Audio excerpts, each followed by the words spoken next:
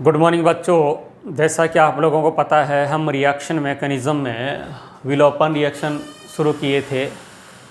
विलोपन अभिक्रिया में हम लोगों ने मैकेनिज़्म के बेसिस पर देखे थे E1, E2, E1 CB, जिसमें से स्टार्ट किया था E1 विलोपन, यानी कि E1 एक अणुक विलोपन अभिक्रिया। इस अभिक्रिया में क्या क्या होता है, कैसे मध्यवर्ती कार्बोधन बनता है, कैसे पुनर्विन्यास हो सकता है और किस टाइप से जो है बेस आकर बीटा हाइड्रोजन को लेकर जाता है और कैसे एल्कीन बनती हैं, कैसे सेजेफ एल्कीन बनती है, इन सब के बारे में पढ़ा था।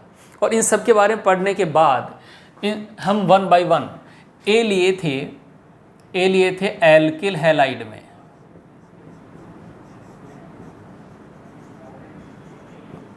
एल्किल हैलाइड में E1 रिएक्शन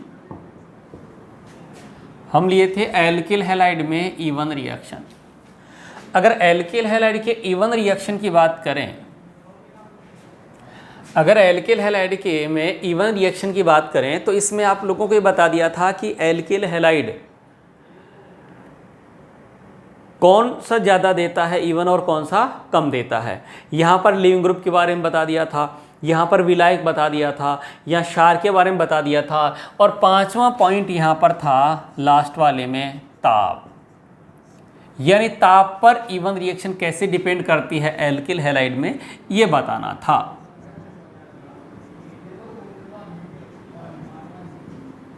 टेम्परेचर, तो बच्चों मैंने आप लोगों को लास्ट में बोला था कि जो टेम्परेचर है वो E1 रिएक्शन के लिए अनुकूल रहता है। यानी E1 रिएक्शन हम चाहते हैं तो टेम्परेचर अपने को ज़्यादा लेना पड़ेगा। साथ में ये भी कहा था कि भले रिएक्शन E1 हो चाहे SN1 हो, मध्यवर्ती कार्बोधन बनता है और उस मध्यवर्ती कार्बोधन में पुनर्विन्यास संभव होता है। ठीक है, दोनों ही जगह ऐसा हो रहा होता है। अब मेजर प्रोडक्ट कौन सा बनने वाला है वो अलग बात है, लेकिन टेम्परेचर के साथ में E1 उत्पाद की मात्रा बढ़ती चली जाती है। तो कहने का मतलब यह है कि जो E1 और SN1 रिएक्शन है वो साथ साथ चलने वाली रिएक्शन है, क्योंकि दोनों ही मध्यवर्ती कार्बोकेटायन बन रहा है। अगर वहां नाभिक से अटैक कर जाए तो SN1 और क्षार आके बीटा हाइड्रोजन ले जाए तो E1 रिएक्शन होती है। दोनों रिएक्शन पैरेलल चल रही हैं। ठीक है कि नहीं? इसको अपन एक उदाहरण से समझते हैं। ठीक है, अपने पास एक उदाहरण ये है।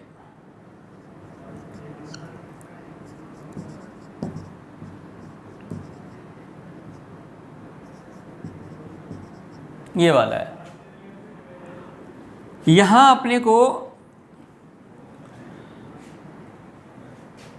E1 रिएक्शन की कंडीशन है, तो पहले स्टेप में क्या होता है, Cl- जाता है।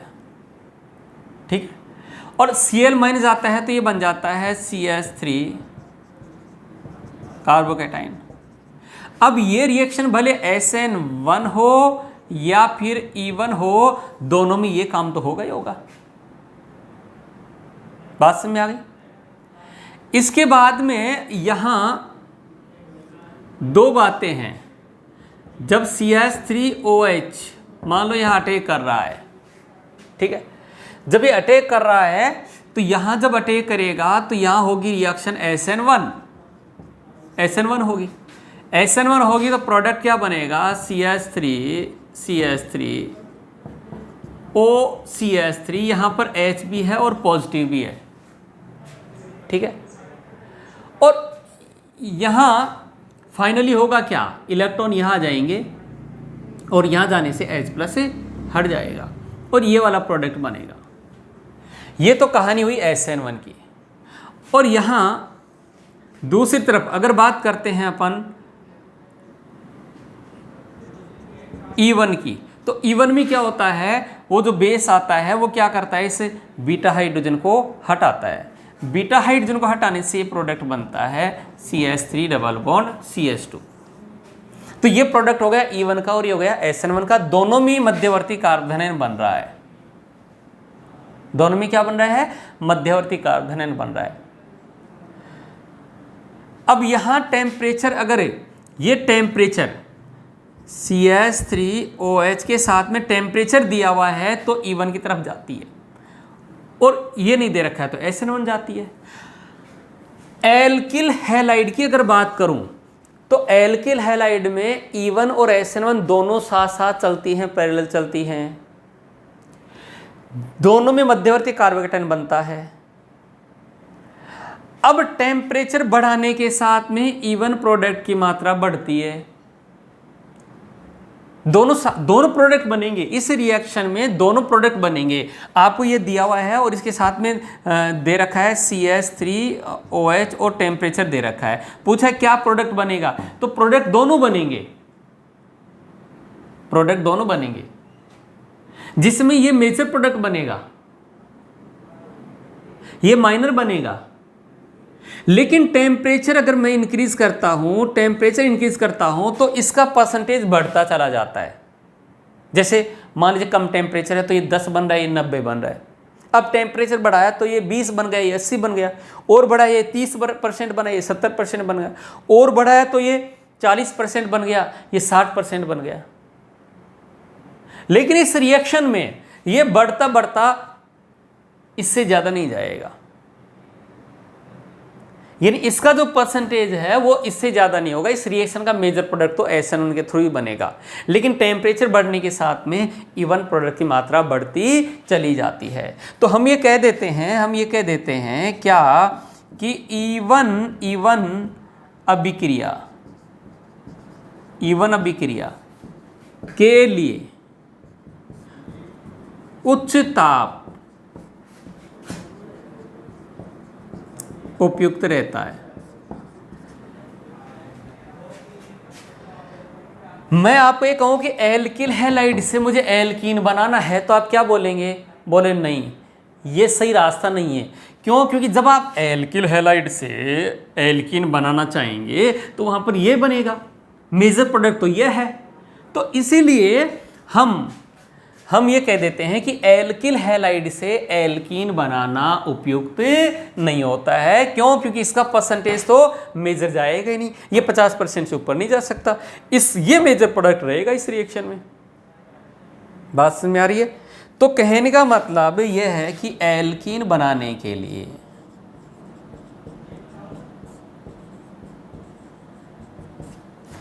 एल्किल हैलाइड उपयुक्त नहीं रहते। ये वाली बात आपको पता होना चाहिए। समझ में आ गया होगा ऐसा क्यों हो रहा है। ठीक है, अब आगे चलते हैं हम इसके प्रैक्टिस की ओर। ठीक है, यानी एल्किल हैलाइड में इवन रिएक्शन की अपन लोग प्रैक्टिस करेंगे। ठीक है भाई, यस।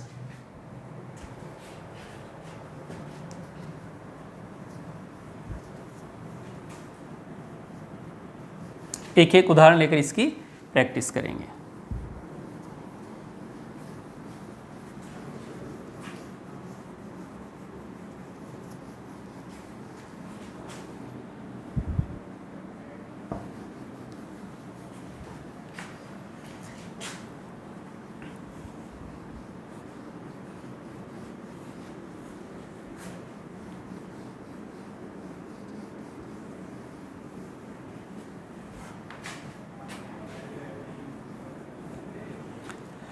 बच्चों फिर कहता हूँ E1 SN1 दोनों साथ चलने वाली हैं। एल्किल हैलाइड में SN1 का प्रोडक्ट मेजर बनता है, E1 का प्रोडक्ट माइनर बनता है।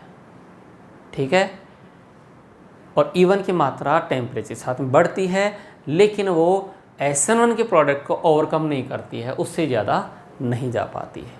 ठीक है, अब इसमें अपन और उदाहरण ले लेते हैं। ठीक है,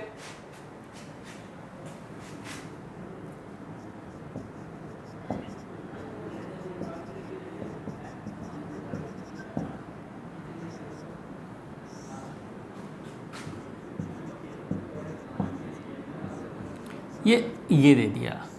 जैसे आपको ये गर्म वाला सिंबल देता है, ठीक है, तो आप लोगों को E1 की तरफ भी सोचना है। अगर SN1 हो रही है तो साथ में E1 भी सोचेंगे। ठीक है, मुझे पता है इस रिएक्शन में होगा क्या, सबसे पहले कार्बोकैटायन बनेगा, Cl- गया और ये बन गया CH3, क्योंकि ये पोलर प्रोटिक है और इसकी प्रेजेंस में कार्बोकैटायन बनेगा, भले रिएक्शन SN1 हो चाहे E1 हो। पता चला कि ये है तो रिएक्शन SN1 होनी है, टेम्परेचर है, साथ में E1 भी जाएगी। अब यहाँ रीअरेंजमेंट होगा,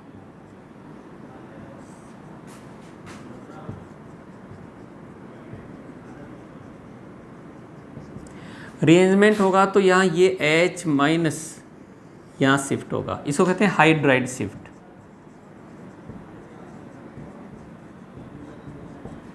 और हाइड्राइड शिफ्ट से क्या बन जाएगा,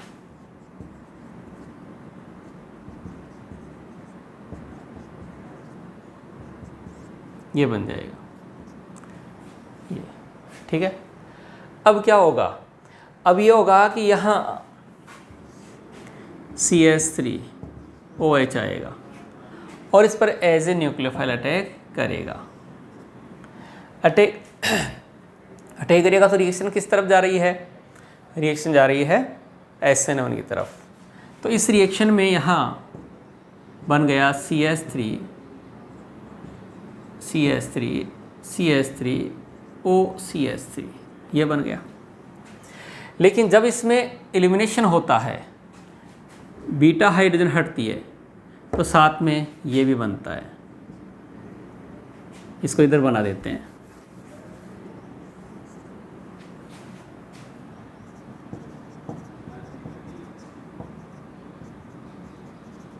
ये H गया था यहाँ से और यहाँ OCH3 आया था। दूसरे है कि जब ये किसका प्रोडक्ट हुआ, SN1 प्रोडक्ट, और जब यहाँ से बीटा हाइड्रोजन हटेगी तो बनेगा E1 प्रोडक्ट, ये बन गया एल्कीन, ठीक है। ये है E1 प्रोडक्ट।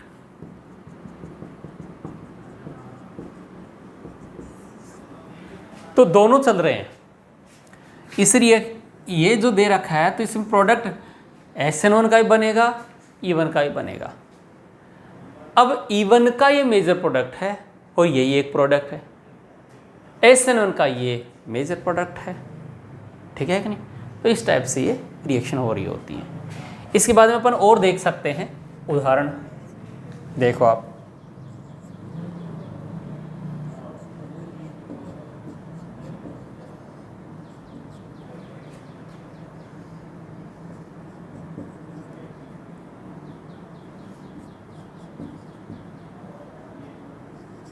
ये है और यहाँ ये दे दिया। जब ये दिया है तो आप विलोपन भी सोचेंगे, ये दिया तो क्या सोचेंगे आप, विलोपन, ठीक है। साथ में ये SN1 की तरफ भी सोचेंगे। तो इसमें क्या होगा, इसमें कहानी ऐसे होगी कि पहले स्टेप में Cl- जाएगा, ये जाने से क्या बन गया,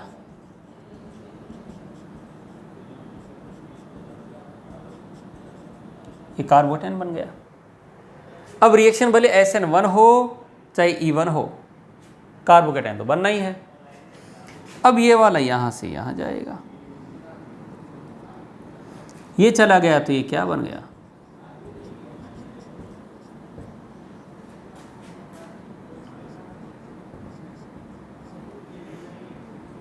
ये बन गया। अब इसमें क्या होगा, इसमें ये होगा कि यहाँ CH3OH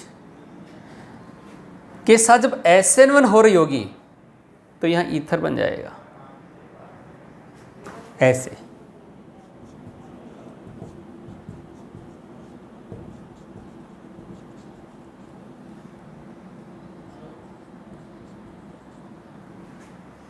ये बन गया, ठीक है। अच्छा, दूसरी बात, ये कार्बोकैटायन बना है तो यहाँ जब ये अटैक करता है तो वो भी SN1 का ही प्रोडक्ट होता है, लेकिन ये SN1 का मेजर प्रोडक्ट है।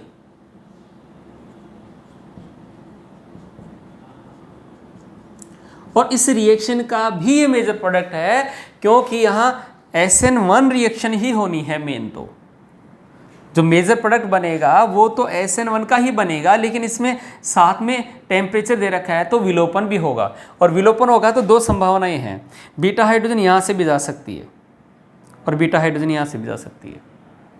जब बीटा हाइड्रोजन यहाँ से जाएगी तो प्रोडक्ट क्या बनेगा, देखो आप,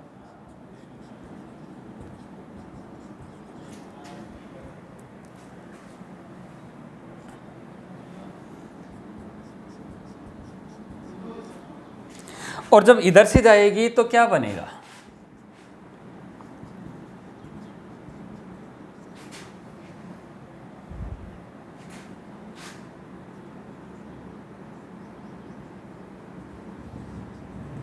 ये बनेगा। तो इसके जो विलोपन हो रहा है उसमें दो एल्कीन बन रही है। जो विलोपन हो रहा है उसमें दो एल्कीन बन रही है। SN1 रिएक्शन में भी एक से ज़्यादा प्रोडक्ट बनेंगे। इस रिएक्शन का जो मेजर प्रोडक्ट है वो तो ये है, ये रिएक्शन का तो, लेकिन वो ये नहीं देकर और टेम्परेचर के साथ में विलोपन के प्रोडक्ट दिए हों जिनमें एक से ज़्यादा एल्कीन बना रखी हों, तो ये वाली एल्कीन मेजर होगी, मेजर ऑफ E1। क्यों? क्योंकि हम पढ़ चुके हैं कि भैया वो सेजेफ एल्कीन विलोपन अभिक्रिया में सेजेफ एल्कीन मुख्य उत्पाद के रूप में बनती है, यानी वह एल्कीन मुख्य उत्पाद के रूप में बनती है जिसमें द्विबंध पर एल्किल प्रतिस्थापियों की संख्या अधिक होती है। तो कहने का मतलब यह है कि यहाँ विलोपन में ये मेजर प्रोडक्ट बनता है, विलोपन का ही भी प्रोडक्ट है, लेकिन ये क्या है, माइनर है। बात समझ में आ गई? तो इस रिएक्शन में अगर आपको ये कह रहा है टेम्परेचर दिया हुआ है और विलोपन के प्रोडक्ट दे रखे हैं, मतलब एल्कीन दे रखी हैं, तो उसमें मेजर प्रोडक्ट ये बनेगा, बाकी सब माइनर एल्कीन बनेंगी। आपको SN1 का प्रोडक्ट पूछिए तो ये मेजर प्रोडक्ट होगा और यहाँ पर जो अटैक होगा वो माइनर होगा SN1 का। रिएक्शन का ओवरऑल प्रोडक्ट पूछे कि रिएक्शन का ओवरऑल मेजर प्रोडक्ट क्या है, तो ओवरऑल मेजर प्रोडक्ट ये है।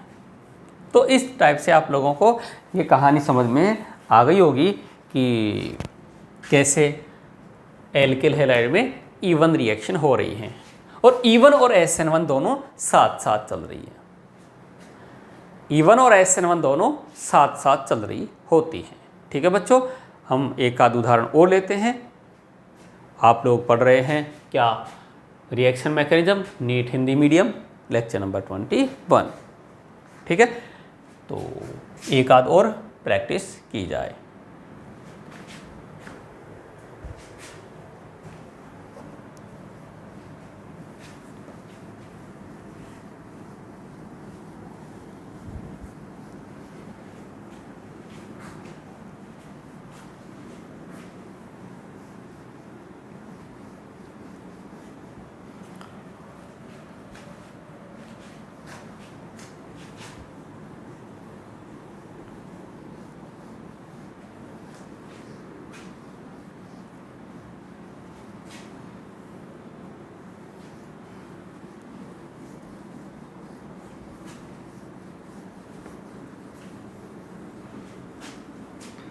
भाई बोर्ड साफ करता हूँ तब तक नींद नहीं आ जाएगी यहाँ आप लोगों को। हाँ, नींद उड़ाने की भी दवाई आती तो नींद उड़ा लेते आप लोग, लेकिन नींद उड़ाने की नहीं आती, नींद आने की तो दवाइयाँ बहुत बनी हुई हैं, जैसे किताबें।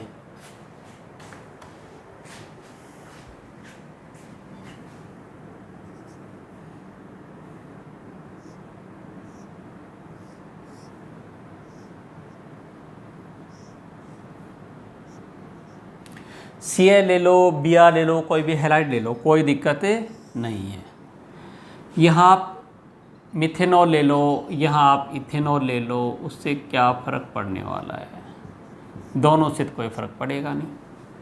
अब आपके समझ में आ गया होगा कि यहाँ दो रिएक्शन साथ चलने वाली है, SN1 E1 पोलर प्रोटिक है, इसको हटाएगा, कार्बोकैटायन बनाएगा। तो रिएक्शन के प्रोडक्ट क्या होंगे, देखो सबसे पहले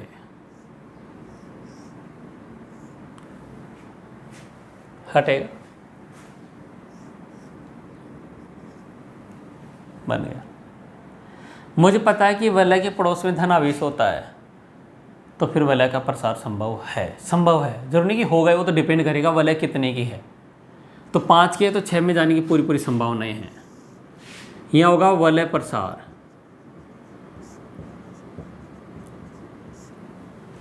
वलय प्रसार में बताया था 1 2 3, 2 और 3 को तोड़ेंगे और 1 से जोड़ेंगे। यस, 2 3 को तोड़ो और 1 से जोड़ो।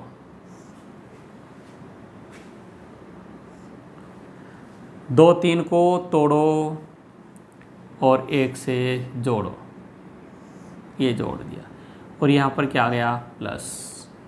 इसको आप सिस्टमेटिक कैसे लिख सकते हैं, ऐसे लिख सकते हैं 1 2 3 4 5 6 मेंबर रिंग है, किसी एक पर ये है और पड़ोस में धनावेश है।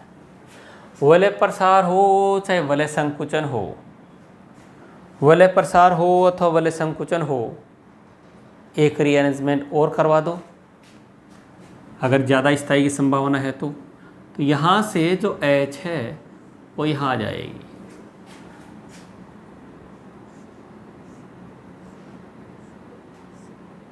यस, ये बन गया। अब इसमें संभावनाएं क्या हैं? इसमें संभावना ये हैं कि भाई SN1 भी हो सकती है, SN1 भी हो सकती है, E1 भी हो सकती है, ठीक है। तो ये सीधा अटैक यहाँ करेगा,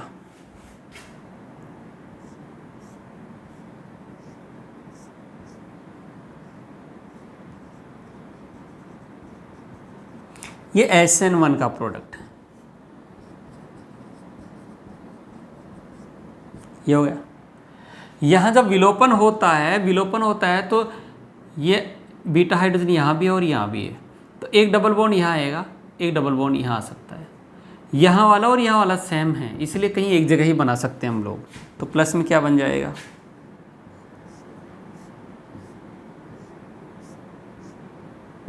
एक तो ये बन गया, एक ये भी बन जाएगा।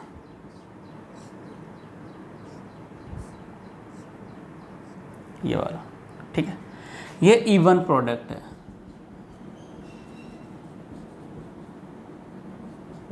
और ये भी E1 प्रोडक्ट है।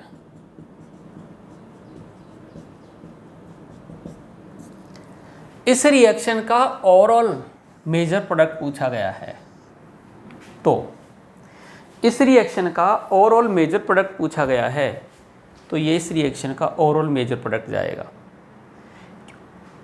क्योंकि यहाँ जो कार्बोकेटायन बन रहा है और ये वाला जो है पॉलीप्रोटिक सॉल्वेंट, क्योंकि ये हैलाइड है, और हैलाइड में पहले बता चुका हूं कि SN1 E1 दोनों चल रही हैं, लेकिन जो SN1 होगा वो मेजर प्रोडक्ट होगा। टेम्परेचर साथ में E1 प्रोडक्ट बनेगा, और E1 में अधिक प्रतिस्थापी वाला मेजर प्रोडक्ट बनेगा और ये वाला माइनर। तो विलोपन अभिक्रिया का ये मेजर प्रोडक्ट है और ये माइनर है। रिएक्शन का ओवरऑल मेजर प्रोडक्ट ये है। आप लोगों को कहा कि रिएक्शन का मेजर प्रोडक्ट क्या है, तो आप ये बना देंगे एग्जाम में। आपको ये नहीं दिया हुआ है और ये पूछा है कि विलोपन क्या या एल्कीन बना रखी है, चारों ऑप्शन में एल्कीन है, तो फिर ये वाली एल्कीन मेजर प्रोडक्ट जाएगी, और ये सेजेफ एल्कीन है।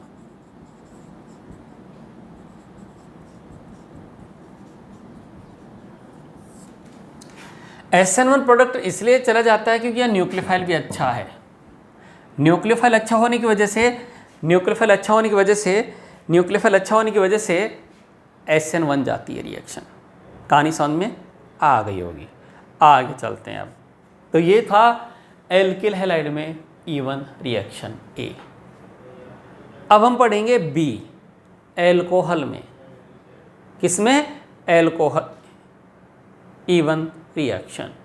ठीक है, तो शुरू करते हैं एल्कोहल में E1 रिएक्शन।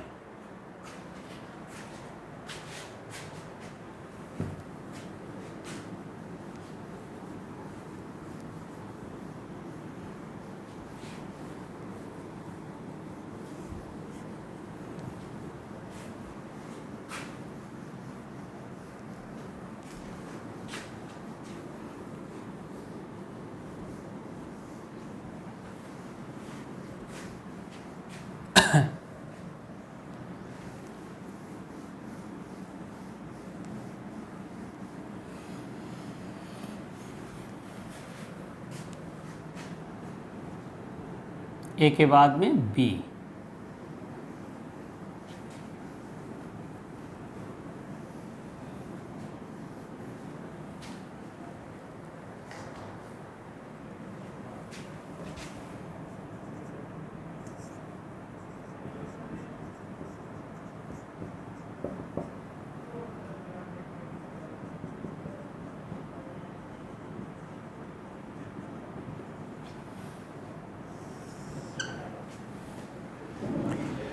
देखिए एल्कोहल, एक छोटा सा एल्कोहल लेता हूं,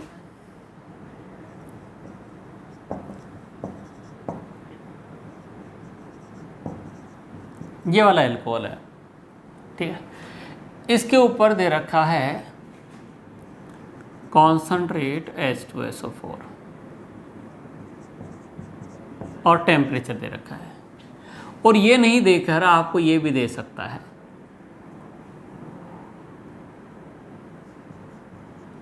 H3PO4 और फिर ये गर्म, ठीक। तो आप ये देखते हैं कि यहाँ जो मेजर प्रोडक्ट बनता है वो ये बनता है, ये बनता है। सर समझाओ कैसे बना, क्रियाविधि देखो आप,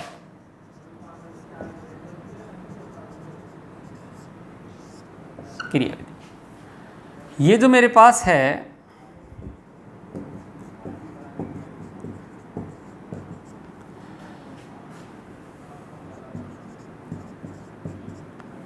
H2SO4 एसिड है, स्ट्रॉन्ग वाला एसिड है, तो एसिड है तो भैया H+ दे रहा है। H+ जो दिया वो कहाँ जाएगा, वो लोन पेयर पर जाएगा। लोन पेयर पर गया और यहाँ से इलेक्ट्रॉन लिया, इलेक्ट्रॉन लेकर ये बना लिया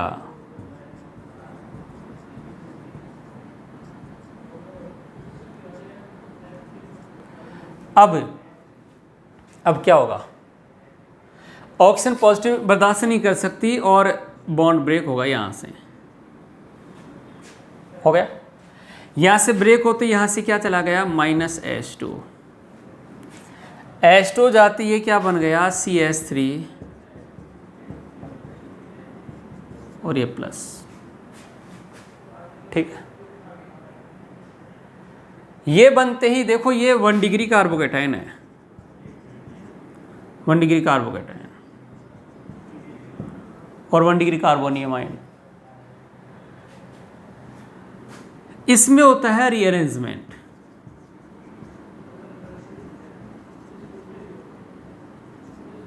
और रीअरेंजमेंट से क्या बनेगा बताया था, हाइड्राइड शिफ्ट।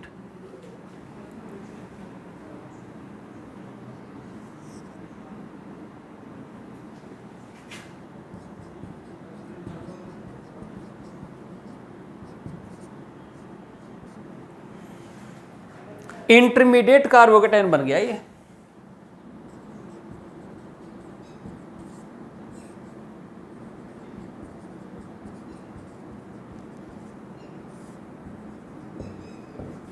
बन गया साहब। मध्यवर्ती कार्बोनियम आयन बन गया। अब इस पर नाभिक किस नहीं आएगा। अगर यह SN1 रिएक्शन होती है तो नाभिक किस नहीं आना चाहिए। जब एल्किल हैलाइड में ये लिया था तो ये अच्छा नाभिक किस नहीं था, इसलिए वहां SN1 प्रोडक्ट हो रहा था। यहां पर HSO4 ही नाभिक किस नहीं का काम करेगा, अगर करेगा तो HSO4 ही नाभिक किस नहीं का काम करेगा अगर यहां अटैक करना है तो। और HSO4 की कहानी ऐसे है, यह दुर्बल, बेकार, कमजोर सुदामा, यह दुर्बल, कटप्पा नहीं है। कटप्पा होता तो खतरनाक अटैक कर लेता ये, ठीक है। ये दुर्बल है, यह दुर्बल नाभिक इसने ही होता है। जब दुर्बल नाभिक इसने ही होता है तो भैया यहां पर अटैक नहीं हो पाएगा, और वो मेजर प्रोडक्ट नहीं बनेगा। तो यहाँ HSO4 जो माइनस आता है वो ये कहता है कि मैं नाभिक स्थिति पर अटैक नहीं करके और यहाँ से बीटा हाइड्रोजन को ले सकता हूँ और उसको आसानी से ले सकता हूँ। तो बीटा हाइड्रोजन को ये लेता है, इलेक्ट्रॉन यूँ देता है और ये यहाँ आ जाते हैं और यहाँ बन जाता है CH2 डबल बॉन्ड CH3, ये बन जाता है। आप लोगों को एल्कीन बनानी है साहब, तो आप क्रियाकारक के रूप में एल्किल हैलाइड लेना ज़्यादा अच्छा समझेंगे या एल्कोहल? तो पता चलेगा कि भाई एल्कोहल ज़्यादा सही है, क्योंकि एल्कोहल से मेजर प्रोडक्ट किसका बनेगा? E1 का बनेगा। क्यों? क्योंकि HSO4 माइनस क्या है? दुर्बल नाभिक स्नेही है। तो दुर्बल नाभिक स्नेही है तो इस पर नाभिक स्नेही का अटैक नहीं हो पाएगा और SN1 प्रोडक्ट नहीं बन के E1 प्रोडक्ट जो है वो मेजर प्रोडक्ट बनता है यहाँ। और इसीलिए हम कह देते हैं कि एल्कीन बनाने के लिए एल्कोहल उपयुक्त रहते हैं। क्या करने के लिए? एल्कीन बनाने के लिए एल्कोहल ज़्यादा सही होते हैं। ठीक है, अब इसमें अपन और प्रैक्टिस कर लेते हैं। ठीक है, नहीं प्रैक्टिस ज़रूरी है इसमें। ठीक है, नहीं कॉन्सेंट्रेट H2SO4 क्या कर रहा है? निर्जलीकरण करवा रहा है। ठीक, यस। तो उदाहरण नेक्स्ट लेते हैं।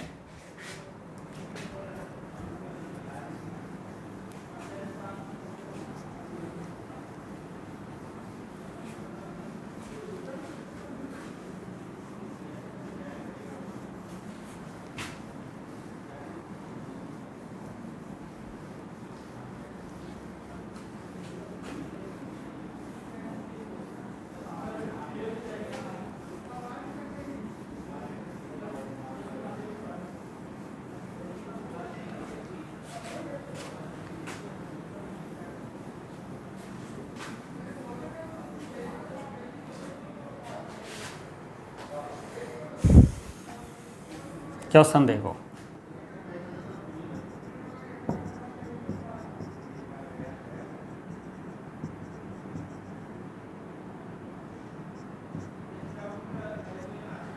ऐसा दिया हुआ है। ठीक है, और यहाँ दिया हुआ है कॉन्सनट्रेट H2SO4 के साथ में स्ट्रॉन्ग हीटिंग।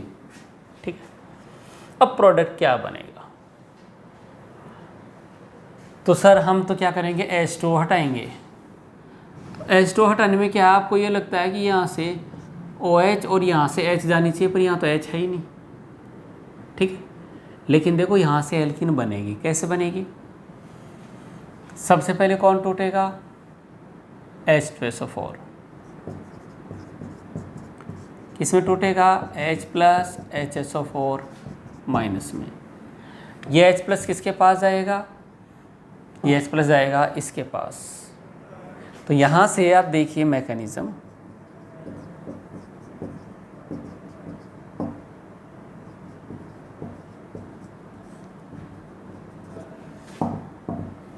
ये इलेक्ट्रॉन इसको दिया जाएगा,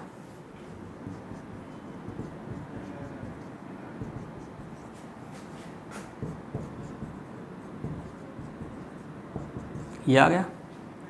इसमें कौन हटेगा? अब इसमें हटेगा H2O। H2O हटेगा, ये लो, ये हट गया। H2O हटने से कार्बोकेटायन बनेगा।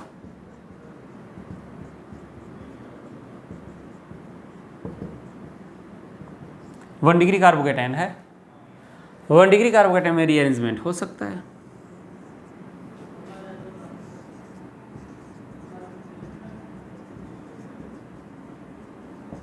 रीअरेंजमेंट होगा तो ये मिथाइल वहाँ शिफ्ट हो जाएगा।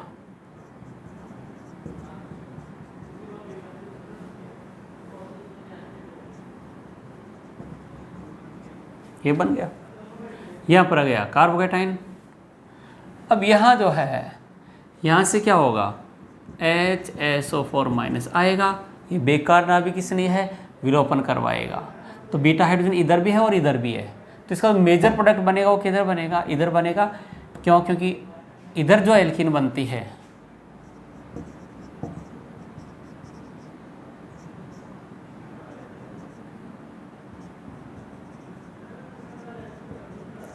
इसने H+ ले लिया यहाँ का और ये CH3, तो ये क्या बन रही है, ये मेजर एल्कीन बन रही है, इसका मेजर प्रोडक्ट है।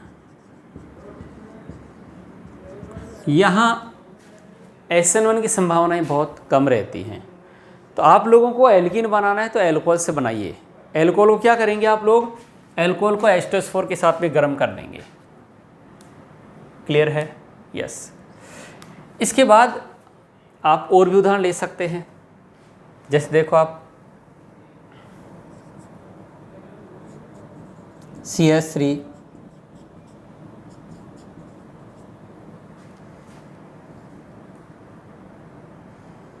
ये तो हो गया था, खैर कोई नहीं। OH2 और ये कॉन्सनट्रेट H2SO4, इसको क्या कर देंगे, गर्म करेंगे। तो इसमें तो सीधा अगर H2 हटाएंगे तो भी वही बनेगा, और इसमें रीअरेंज करवा के बनाएंगे तो भी यही मेजर एल्कीन बनेगी। तो इसकी मेजर एल्कीन तो ये बन जाएगी। ये इतना ज़्यादा इम्पोर्टेंट एग्जाम्पल नहीं है, पर ये वाला ज़्यादा इम्पोर्टेंट है, ये वाला। ठीक है, ये। अब हम इसमें एक वलय का एग्जाम्पल और लेते हैं। ठीक है, वलय जिसमें प्रसार हो चाहे संकुचन हो, इस टाइप का उदाहरण और लेते हैं। तो हम पढ़ रहे हैं क्या, एल्कोहल में E1 रिएक्शन। ठीक है, एक उदाहरण और लेते हैं।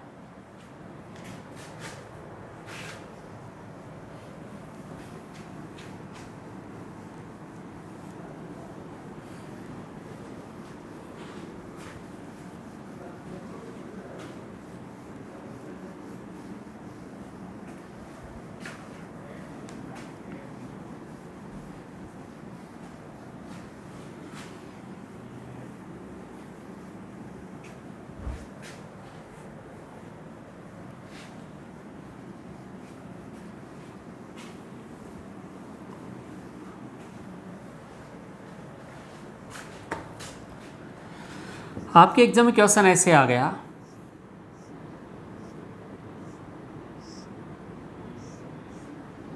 साहब ये एल्कोहल है। ठीक है, और इस एल्कोहल को कॉन्सनट्रेट H2SO4 के साथ में गर्म किया, तो मेजर प्रोडक्ट क्या है,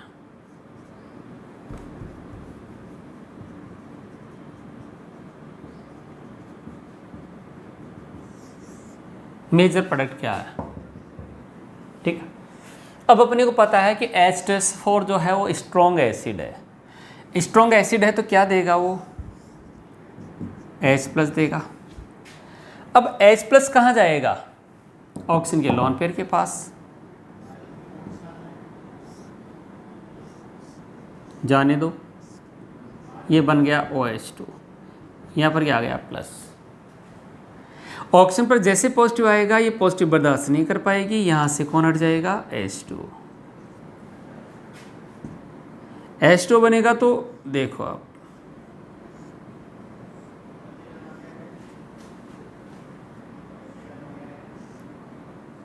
ये आ गया पॉजिटिव। अब हमने आपको ये कहा था ये 5 कार्बन के वलय है और पड़ोस में धन आवेश है, तो उसमें वलय का प्रसार होगा, और जो 5 वाली वलय है वो 6 वाली में कन्वर्ट हो जाएगी। और 6 वाली में कन्वर्ट कैसी होगी, आप ऐसे 1 2 फिर रिंग में चले गए 3। ये IUPAC नंबरिंग नहीं है, क्योंकि IUPAC नंबरिंग कभी भी रिंग से बाहर नहीं जाती और बाहर से रिंग में नहीं आती है। तो इसमें क्या करना होता है, 2 3 को तोड़ना होता है और 1 से जोड़ना होता है। मैं जोड़कर बताता हूँ।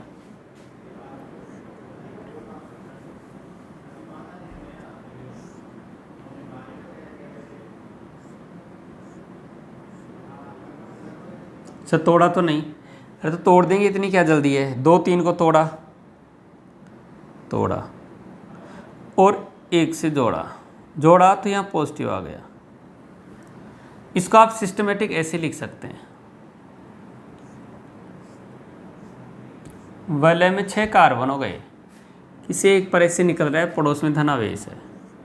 ठीक है, अब मुझे पता है कि 2 डिग्री कार्बोकेटाइन अगर यहाँ से हाइड्रोजन इसके पास आ जाएगी तो 3 डिग्री में कन्वर्ट हो जाएगा, और ये क्या बन जाएगा,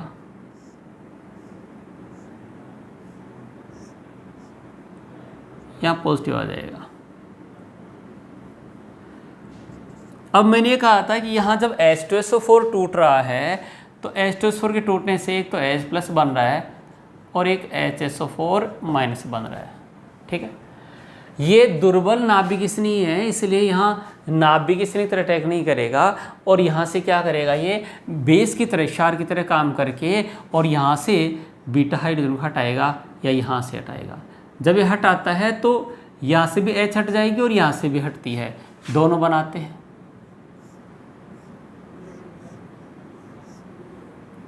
जब यहाँ से हटती है तो यहाँ डबल बॉन्ड आता है और जब यहाँ से हटती है तो यहाँ डबल बॉन्ड आता है।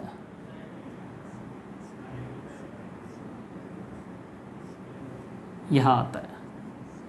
ठीक है, अब इन दोनों में से देखो दोनों प्रोडक्ट बन रहे हैं, इस रिएक्शन में दोनों प्रोडक्ट पूछ रहे हैं, लेकिन एग्जाम में क्या पूछा है, मेजर प्रोडक्ट। अब मेजर होगा जिसमें द्विबंध पर एल्किल प्रतिस्थापी ज़्यादा बन रहे हो, जिसमें ज़्यादा स्टेबिलिटी आ रही हो, तो ये है। इसमें तो एक और दो शाखाएं निकल रही हैं, इसमें एक, दो और तीन निकल रही हैं, तो इस रिएक्शन का ये मेजर प्रोडक्ट हो जाता है, ये इसका। तो ये सही ऑप्शन जाएगा इस क्वेश्चन का। समझ में आ रहा है? यस। इसके बाद में ये है कि जब हम एल्कोहल को H2SO4 के साथ गर्म कर रहे होते हैं तो वहाँ टेम्परेचर का, अलग अलग टेम्परेचर का क्या इफेक्ट निकल कर आता है, इसको अपन नेक्स्ट लेक्चर में देखने वाले हैं। तो कुल मिला के आज हम लोगों ने डिस्कस क्या किया है, आज हम लोगों ने डिस्कस किया है एल्कोहल में इवन रिएक्शन, एल्कोहल में इवन रिएक्शन कैसे हो रही होती है।